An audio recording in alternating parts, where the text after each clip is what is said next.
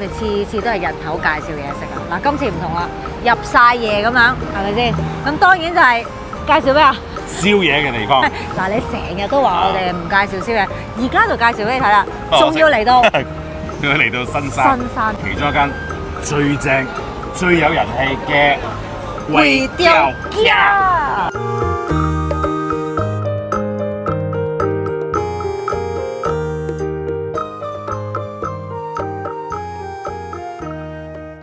據聞咧，新山咧以前咧係有個朵㗎喎，冇錯，叫咩啊？小汕頭。小汕頭，因為呢邊咧有好多潮汕人，而且喺度聚居咧，咁所以咧就遺留咗好多啲潮汕風味嘅嘢。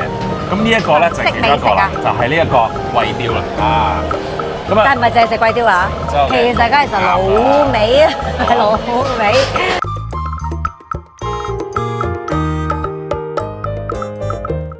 我又唔係好明點解咧？呢啲地方咧，佢唔叫做文強老鴨或者文強老味，叫文強貴雕家嘅咧？係喎，即係咧，好似嗰個妹仔大過主人婆啊嘛。係喎，但係其實咩係主打咧？嚟，叫有咩必食啊？你介紹啊！食啊，咁嗰啲咯，啲親腸啊，豬皮豬脷啊，啲肚啊，豬頭皮係咩啊？豬頭皮，豬頭皮係咩嚟嘅？豬頭皮嗰啲呢個咯，呢個哦，呢一個豬頭皮。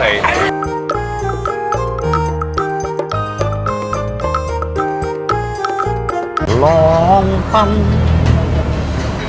浪流，萬里滔滔江水永不休。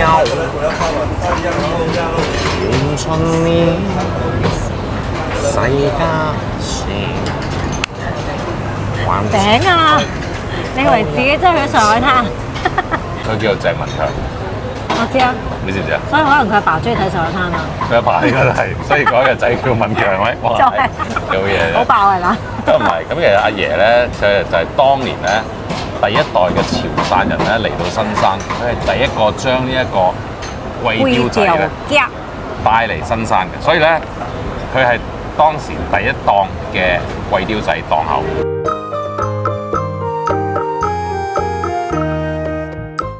哇！呢個號稱新山最強貴雕仔啊！好濃啊！喂，佢呢個一定係好食嘅，因為咧有藥材㗎嚇。我最中意嘅嗰啲貴雕咧係做到有少少半透明嘅感覺。哦，好香濃啊個藥材味，同埋點解係要叫貴雕家咧？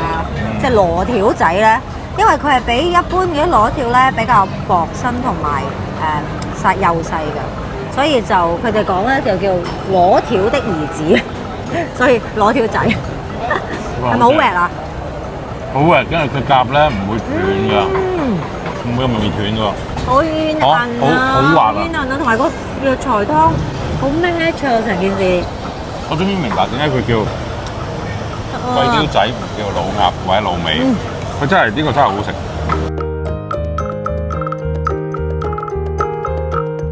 呢一個咧係佢哋自製嘅香甜辣椒醬。OK。咁咧佢話要加一啲咧嘅黑豉油。頭先佢講完自己，我都覺得嘴角有啲口水。好啦，試下先。咁當然咧，我覺得咧就一齊食個鴨先啦，係咪先？佢鴨咧切到好薄嘅，試一個唔用醬嘅。醬係嘛？我試過肉。入味啊，好入味啊！層肉，我點？好入味。好得意啊！佢呢個咧辣椒醬啊，我以為係好厚嗰種，唔係㗎，係好薄㗎。係咪啊？哇！滑龍點整佢？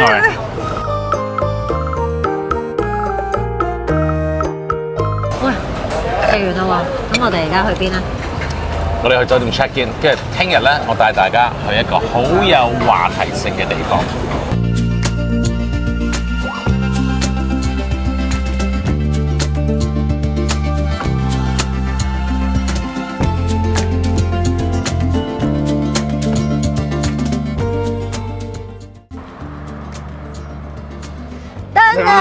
嗱，呢個咧就係馬來西亞其中一個重大嘅基建項目，亦都係一個非常有爭議性同埋話題性嘅地方啊！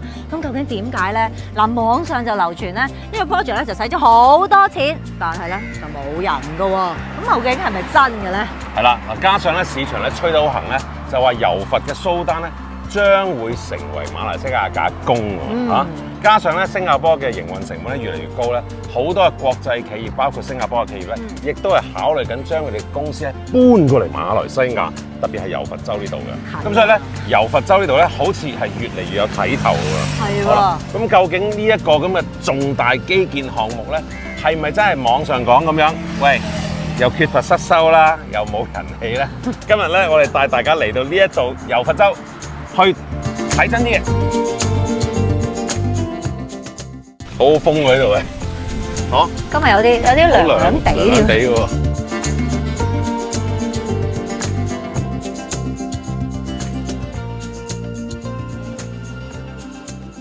呢度幾多泳池啊？嗰度1個、2個。3，呢個唔係。呢個係小朋友玩嘅。呢度仲有一個。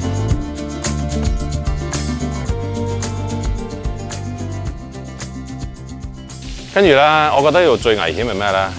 係呢啲 coconut。注意頭頂 ，OK。即係咧，我會唔會行過嘅時候，佢突然間跌個 coconut 落嚟砸落嗰度咧？我頭先見到有一個喺地下。佢即刻開嚟飲啊 ？Can open and drink now? Really? Wow! Need to pay? How much? 5 ringgit 啊？有冇飲試咗未？5塊，你試了甜的嗎？甜的。OK。Give me one。我都未試過咁樣公司砸落嚟。Give me two， do 啊。他爬上去嗎？爬上去。來。要嘗一下。Can see 啊。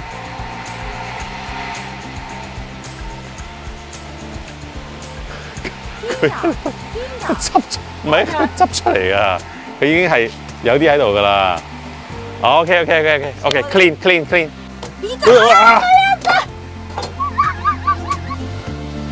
好重啊，好輕啊！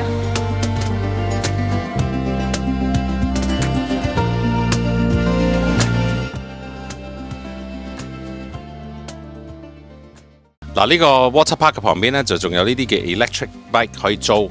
咁佢頭先話咧就係15分鐘25溝，30分鐘係45溝。咁跟住咧，咁啱嘅。睇緊呢個 ATV 啊嘛。呢個咧又仲有 ATV 做，不過 ATV 佢仲未開門。咁但係唔知幾錢啦。呢個通常都係50蚊，可能係15至30分鐘咁咯。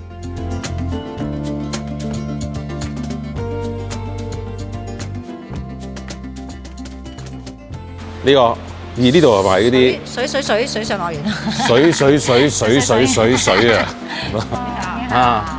你是中國人？是中國人啊。怎麼來這裡退休呢？這裡好住嗎？好住啊，很舒服啊。這個小店呢開了多久？有7、8年。真係有7、8年啊！其實呢度有有啲咁嘅店，所以點解呢度有好多店咧？你會見到有啲中國特色嘅。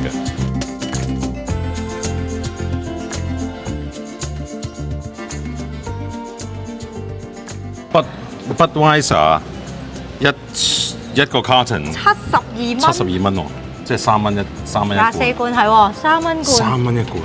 Duty free 就係 duty free。咁啲酒吧咪好唔開心咯會？唔係嘅，酒吧你飲凍嘢啊嘛。喂，呢個唔凍㗎，幾時？咁你直情喺度買嚟飲啦，喺度住嘅人真係抵啦。哇！買完之後去沙灘飲。因為唔可以拎出去㗎。唔可以拎出呢個島。係啦，唔可以拎出呢個島㗎。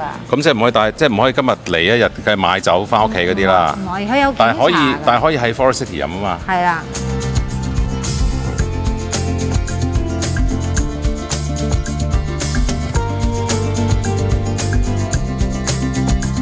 可以幫我們介紹一下這個地圖嗎？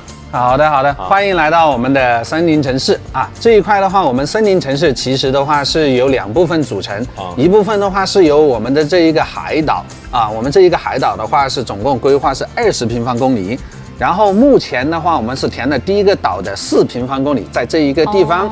那麼說另外一個部分的話，就是我們這邊的一個高爾夫球場，這邊的話是有10平方公里，目前的話是已經做了2個高爾夫球場和一个5星级的一个高尔夫酒店，目前都在这一块。哦，所以其实森林城市不只是这个岛，对，是填海填出来的。对，全部填海填出来的。那新加坡的那个关口在哪里？在新加坡的关口的话，其实它是有2座关口。这是 Second Link。对，这是 Second Link。那么说我们是靠近这一个 Second Link 这一边。目前的话，我们去到 Second Link 的话，就在这一块，开车的话只需要10分钟。如果说不堵车的情况下，我们30分钟就去到我们的市中心这一块。对，很快的。哦。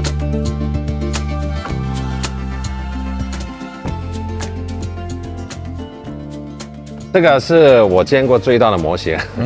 然后你可以简单的说一下这个怎么分布嘛？OK， 前这个地方是分3期，这边是我们的 Science Gallery，然后再往这一边的话是我们的1期住宅，然后这边是我们的2期，这中间这一块的话是我们的学校，然后再往学校左手边这一边的话是我们的3期住宅，高尔夫球场的话是在外面。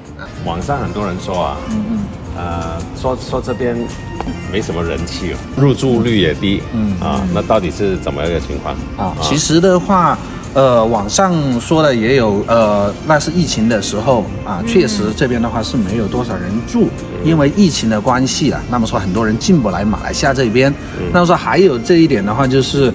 我们这边绝大多数的买家的话是外国人啊，包括在绝大多数还有一部分是中国人啊。那么说我们在中国出关到马来西亚这一边的话，其实有很多限制啊。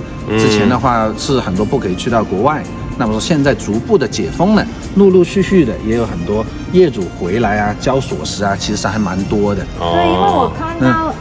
全部都是sold out的，对，那些都卖完了。对，那些都卖完了的，卖掉的话是卖掉2万多间的，卖到2万多间了。对，之前我们的规划的话是70万人口，包括它的常住人口、工作人口，包括长居人口，这边加起来是70万的预测。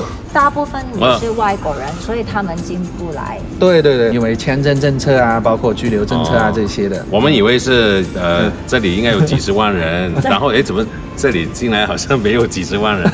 那现在你估计啊，现在在森林城市里面住的人大概有几个人？现在目测的话，目前的话我们做了一个统计，大概是有一个5-6千人的这样。5-6千人了。对，这里。哦。那也不是那么没人气啊，不是没。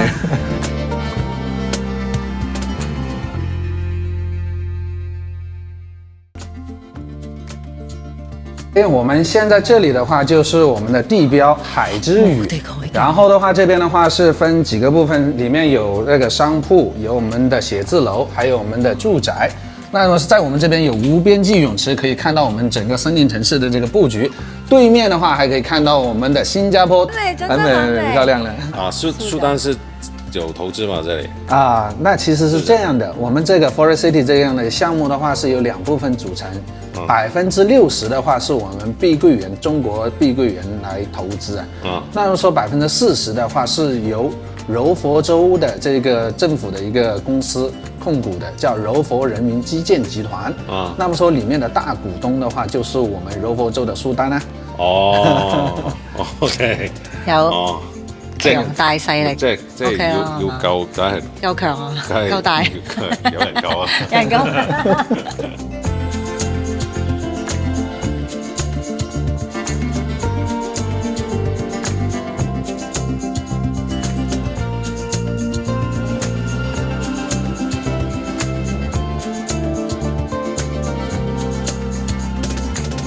就可以看到我们的这个森林城市的这个整个做好的部分呢，有我们的酒店，有我们的1期住宅、2期住宅，很漂亮的。哇，好靚啊，真係！但是有很多那个水上乐园的活动，但是下海的话，我们不建议去游泳。我睇到嗰個，我見到人哋好多打卡位啊，見到嗰條梯咩？嗰條梯啊！天梯啊，現在有人去打卡在海灘，天梯啊，天梯，天梯，我還以為很長的。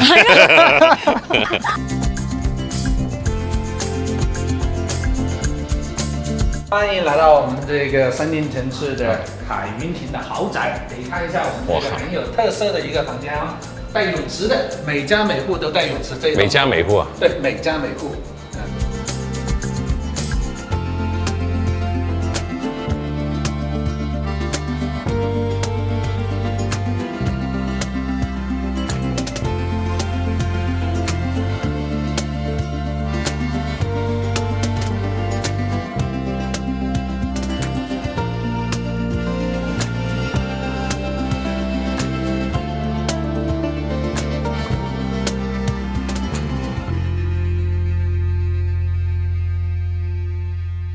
我哋為咗證明咧，喺呢個 Forest City 咧，唔係只係得 Mary Brown 噶啦。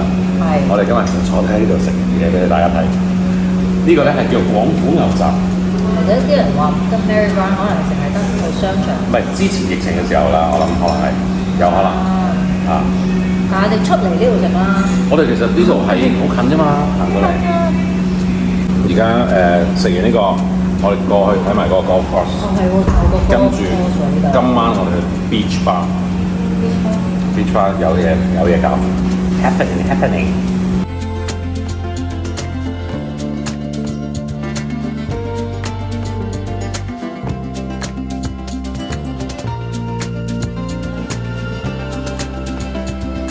雖然我係唔打 golf 嘅，即係好少打 golf。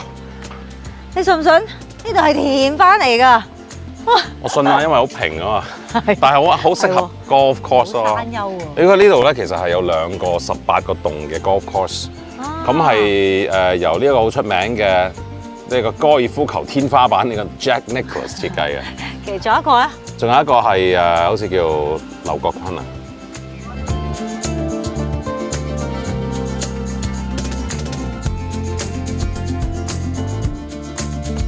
嗱，大家都睇到呢個環境啦，真係冇得頂啊！我都係第一次嚟，跟住嗰個感覺係好震撼㗎，咁多高樓。咁咧，其實呢一度咧都幾可憐㗎。MCO 嘅時候咧，有好多人去報道佢，又話呢度即係好缺乏maintenance 啊，有好多青苔啊、蚊蟲啊咁樣。咁啊，我自己而家親身嚟咧，覺得唔係嗰樣嘢，完全唔係啲人講嗰種咁污糟咁。係已經多咗好多嘢，又多咗好多人嚟呢度，可以帶小朋友嚟呢度玩下水啊，玩下沙，有 JB 遊又好，或者新加坡遊又好，因為金家新就對面就係啦。咁所以我覺得大家嚟啦，大家嚟睇下，你就會知道究竟呢度變成點咯。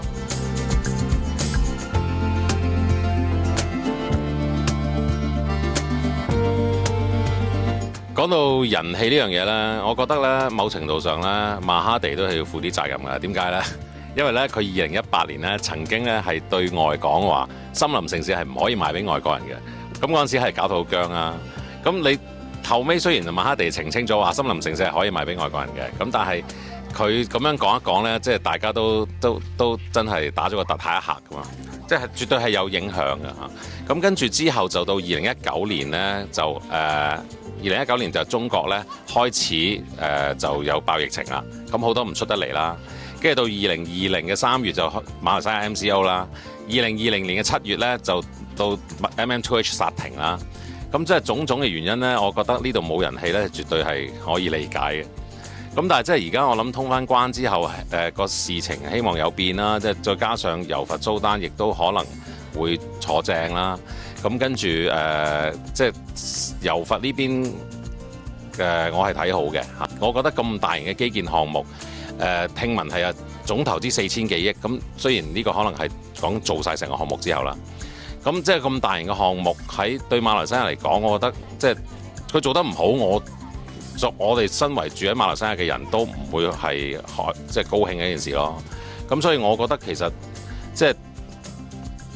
個地方唔錯嘅，咁咪嚟支持下咯嚇。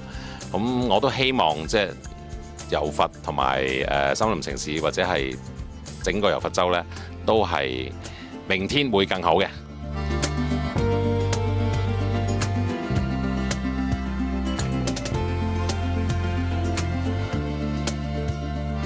哇，係犀利啊！